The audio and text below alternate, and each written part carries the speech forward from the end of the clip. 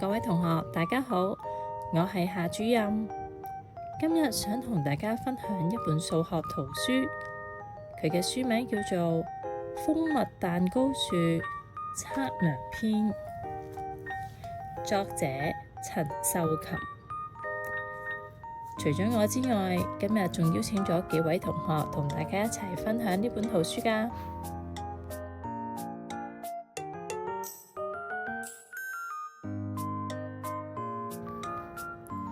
故事嘅主角係小熊貓歡歡。小熊貓歡歡從家門口向外走了5步的距離，然後用鐵鍬挖了一個大洞。佢埋下咗一壇蜂蜜，撒上了麵粉和白糖。呢度一定會長出一棵結滿蜂蜜蛋糕嘅樹吧？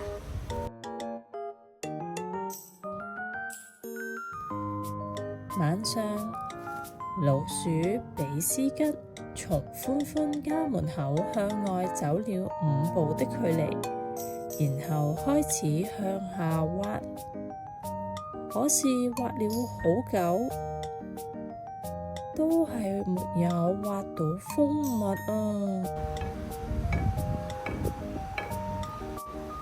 一定係我嘅力氣太少，挖得唔夠深啊！佢找嚟咗河馬阿力幫忙，兩個人一起挖了半天，還是沒有挖出蜂蜜。阿力生氣啦，佢話：比斯吉，你肯定記錯地方啦！第二日，歡歡又嚟澆水施肥。等到晚上，阿力從歡歡家門口向外走了5步的距離，然後開始向下挖。這次挖得比之前嘅洞深好多啊，還是沒有挖出蜂蜜來。第3日、第4日，歡歡都會嚟到除草、澆水。晚上，阿力同埋比斯吉還是非常努力的用腳步測量距離，不停咁挖洞啊！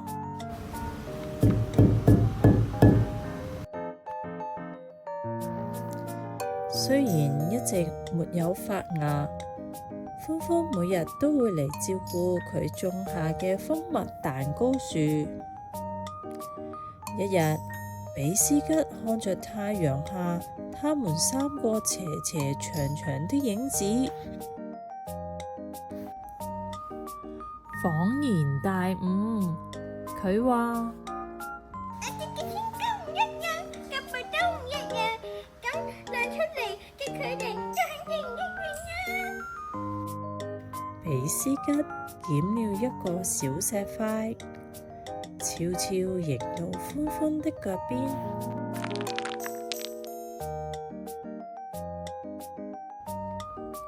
晚上，比斯吉和阿力找到那塊小石頭，拿出鏟子，開始向下挖。沒多久，挖到一顆大種子。這顆大種子突然就開始發芽啦，然後逐漸的長大啊！很快的就長成了一棵大樹，樹上結滿了黃澄澄的蜂蜜蛋糕，發出奶油嘅香味。蛋糕樹不停的長大，不停的長大，一直長到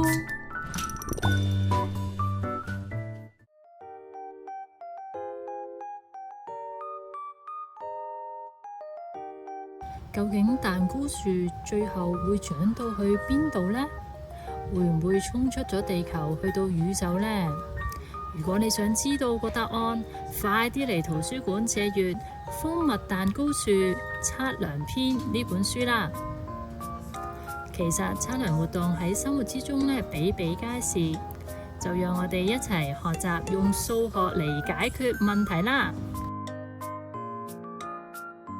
我哋下次再見，拜拜。